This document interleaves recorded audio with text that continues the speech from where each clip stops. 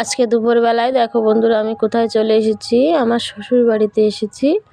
এই যে আমি বসে আছি, আর আমার দুই জায়েরা কী করছে? বিরিয়ানি রান্না করছে। ছোট জা আর মেজো জা। ছোট জা মাংস তুলছে, কারণ আমার দেওর বিরিয়ানি খায় না, ওনার জন্য মাংস রান্না রেখে দিচ্ছে তুলে।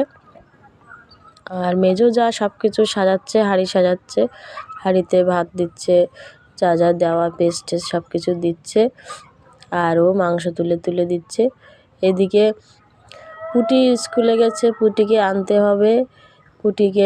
পুটি বিরিয়ানি খুব ভালো খায়। পুটি আমার দেওরের মেয়ে, সবাই জানো। তো ছেলেকে আমি বলছি, যা ওকে একটু গিয়ে স্কুল থেকে আজকে তাড়াতাড়ি করে নিয়ে আয়, নাহলে ওর খুব খারাপ লাগবে, আমরা সবাই এখানে আছি। ও তো আমার খুব পাগল, দেখেছো বন্ধুরা, প্রায় আমার কাছে থাকে। আমি ওর কাছে থাকলে যেন ওর আর কিছুই লাগে না। আমি ওখানে গেলে তো ওকে রেখেই আসতে পারি না, যার কারণে ওকে আমি বলছি একটু যা গিয়ে নিয়ে আয়, বোনকে নিয়ে আয় স্কুল থেকে। এবার ও তো আমাদের লালুকে নিয়ে ব্যস্ত। লালুকে কি খেতে দেবে, লালুকে কোথায় রাখবে, কি লালুকে নিয়ে যাবে কি না, সেই নিয়েই সারাক্ষণ ব্যস্ত। বলতে বলতে এদিকে দেখো আমার ছোট যা সাজিয়ে দিচ্ছে, সব কিছু গুছিয়ে দিচ্ছে। আমাকে সকালবেলায় ডেকেছে, তাড়াতাড়ি চলে এসো, সারপ্রাইজ আছে একটা তোমার জন্য। কারণ কি বলো তো, আমি একটু বিরিয়ানি খাওয়ার কথা বলছিলাম কদিন আগে, কিন্তু আমি বানাতে পারি না, আমি কখনো বানাইনি। আমার যখন খেতে ইচ্ছে করে, আমার ভাই আসে আমার বাড়িতে, আমার ছোট ভাই বানাতে পারে।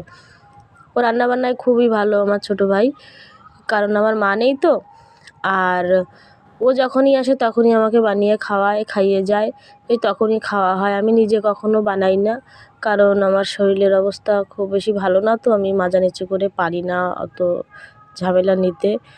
যেটুকু পারি সংসারের কাজকর্ম করি অনেক কষ্ট করে, যাকে এদেরকে কোনো রকম দুটো রান্নাবান্না করে খাইয়ে রেখেছি যেভাবে হোক।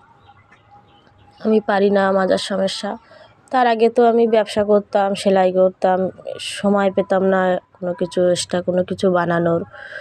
আমার ভাই যখন আসে তখনই ভাই আমাকে বানিয়ে খাওয়ায়। তো ছোটো বউ বলছে, ওই জন্য আমাকে বলছে সারপ্রাইজ আছে।